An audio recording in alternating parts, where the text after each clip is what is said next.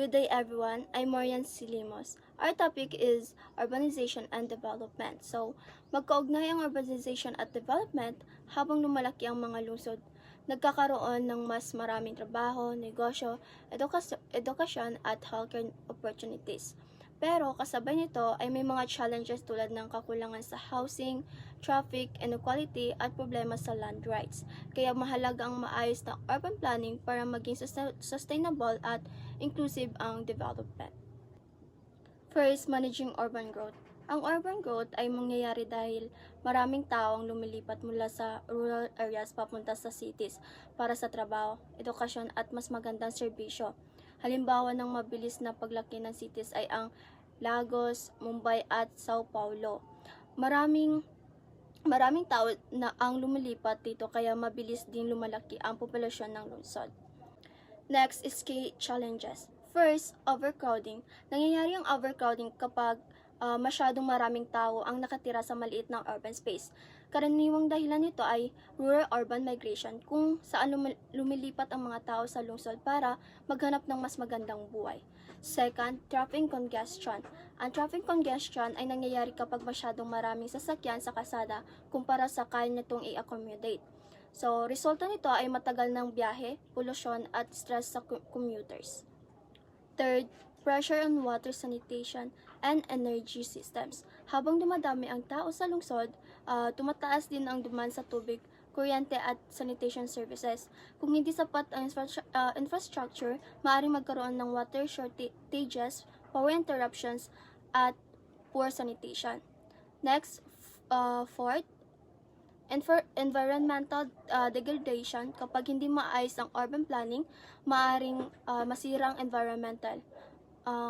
For example, air at water pollution, pagkawala ng green spaces, mas maraming basura, urban heat island effect, kung mas mainit ang lungsod kaysa sa rural areas dahil sa buildings at concrete.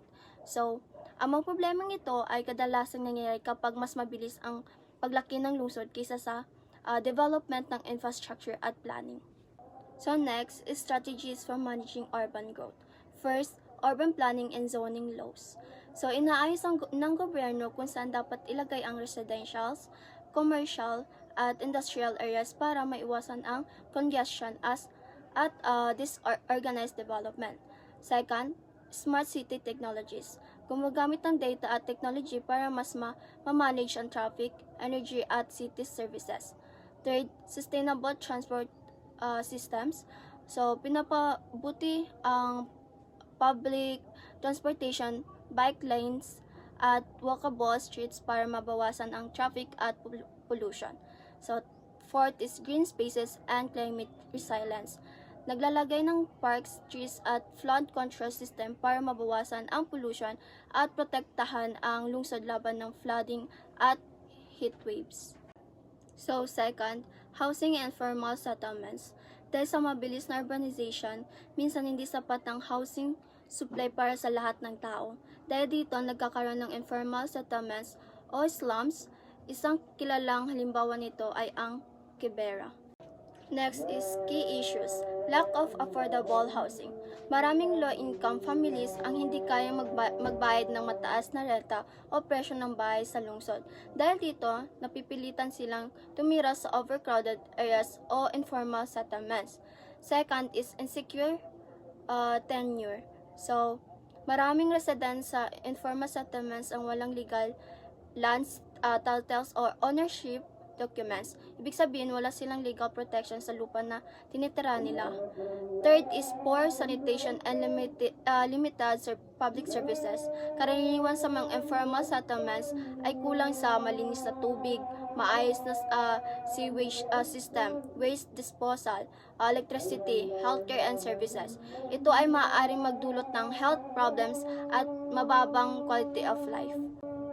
Fourth is vulnerability to eviction. Ang vulnerability to eviction ay tumutukoy sa sitwasyon kung saan ang mga residente laging may panganib na mapaalis sa kanilang tinitirahan. Nangyari ito kapag wala silang legal na pagmamayari ng lupa o walang official na titulo o permit para doon tumira. Ibig sabihin, kahit matagal na silang nakatira sa lugar, pwedeng ipalis sila ng landowner o ng gobyerno anumang oras.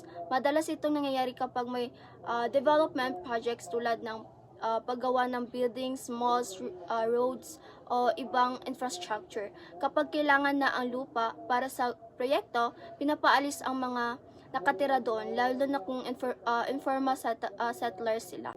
Next, solution. So first, affordable housing programs. Ito ay mga programa ng gobyerno at private companies na nagtutulungan para makapagpatayo ng mas maraming abot-kayang bahay. Tinatawag itong public-private partnership kung saan parehong tumutulong ang government at private developers para dumami ang housing na kayang bilhin o rentahan ng low-income families. Second is slum upgrading initiatives. Sa halip na paalisin ng mga tao sa informal settlements, inayos at pinapabuti na lang ang lugar kung saan sila nakatira. So, halimbawa is yung paglalagay ng malinis na tubig, paggawa ng mas maayos na kalsada, paglalagay ng kuryente, better sanitation system. Layunin nito na magpabuti ang living conditions ng mga residente nang hindi sila napapaalis sa kanilang komunidad. Sa third, inclusive housing policies. Ito ay mga batas o policies na nag-require sa mga developers na maglaan ng ilang housing units para sa low-income families sa kanilang mga bagong housing projects. Ibig sabihin, hindi lang para sa mayayaman ang mga bagong developments, dapat may space din para sa low-income residents.